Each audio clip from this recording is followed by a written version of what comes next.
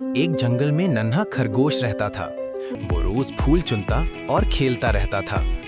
एक सुबह उसे पत्तों के नीचे एक घायल चिड़िया मिली। खरगोश डर गया, पर उसने चिड़िया को अपनी पीठ पर बैठाया।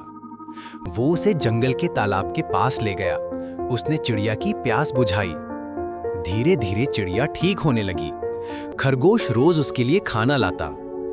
कुछ हफ्तों बाद चिड़िया फिर उड़ने लगी। उसने आसमान से कहा, खरगोश, तुमने मुझे जीवन दिया। खरगोश मुस्कुराया। सच्ची मदद किसी इनाम के लिए नहीं होती, दिल से की जाती है। और तभी कहानी घर पर और भी दिल छूने वाली कहानियां सुने, सब्सक्राइब करें।